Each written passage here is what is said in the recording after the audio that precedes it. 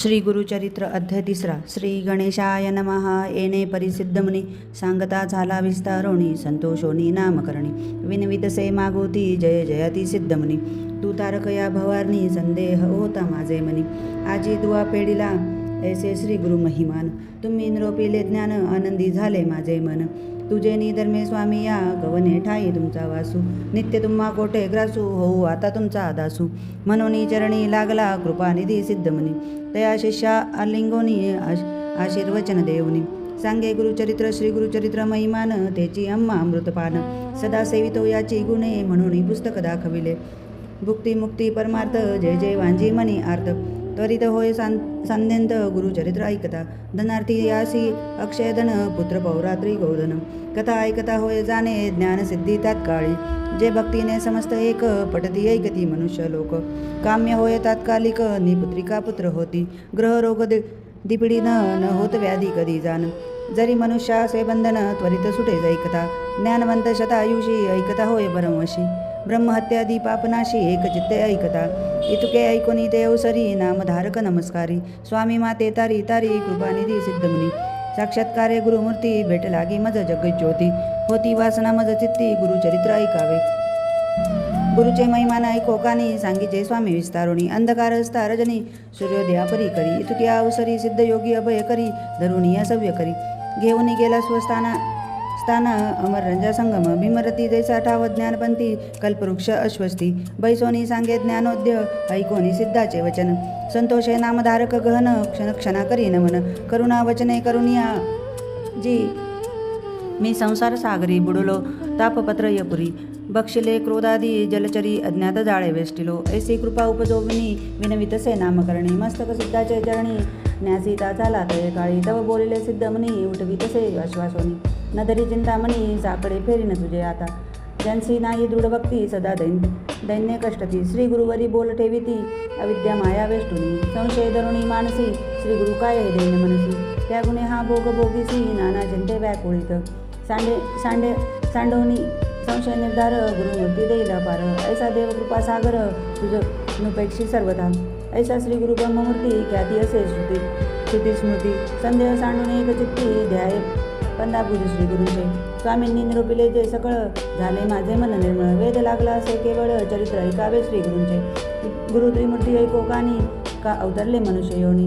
सर्व सांगावे विस्तारुणी म्हणून चरणी लागला. मग काय बोले योगींद्र भारी शिष्या तू पूर्ण. चंद्र माझा बोध समुद्र कैसा तू उत्साविला.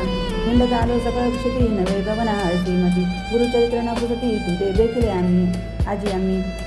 ज्याशी ये परत त्याची असे चाड त्याशी ही कथा असे गोड. त्रिकरणे करून या दृढ एक चिंत ऐकिजे तू भक्त केवळ श्री गुरुचा म्हणून बुद्धी झाली उंचा. निश्चय मानी माझी वाचा लादेल चारी पुरुषार्थ. गुरुचरित्र कामधेनू वेदशास्त्र संमत जाणू. अवतार झाला त्रयमूर्ती आपण धरुणी नरवेश कलियोगी. कार्यकारण अवतार होऊन येती हरिहर. उतरावया भूमीचा भार भक्तजन तारावया. एका वेगळे एक होती कार्यकारण अवतार होती. भूमीचा भार पेडिती प्रख्यात असे पुराणी. सांगेन साक्षात तुझ अंबरीश मनी जय द्विज. एकादशी व्रताची एकाद विष्णूशी अवतार करविले. द्विज करी एकादशी व्रत पूजा करी अभ्यंगत. निश्चय करी दृढव्रत हरिचिंतन सर्व काळ. असो त्याची या व्रताशी भंग करावया आला ऋषी. अतिथी होऊनी द्वादशी पातला मुनी दुर्वास. ते दिवशी साधन द्वादशी घडी एक आला अतिथी कारणिक. अंबरीशास पडला धाक केवी घडे मनोनिया. ऋषी आले देखोनी अंबरीशास अभिवंदनी. अर्धपाद देऊनी पूजा केली उपचारे विनवितसे ऋषेश्वरासी शीघ्र जावे स्नानासी. साधना आहे घटिका द्वादशी यावे अनुष्ठान सावनिया. ऋषी जाऊनी नदीसी अनुष्ठान करीती विधीसी. निलंब लागता तयासी आली साधन घटिका. व्रतभंग होईल म्हणून पारणे केले तीर्थ घेऊनी.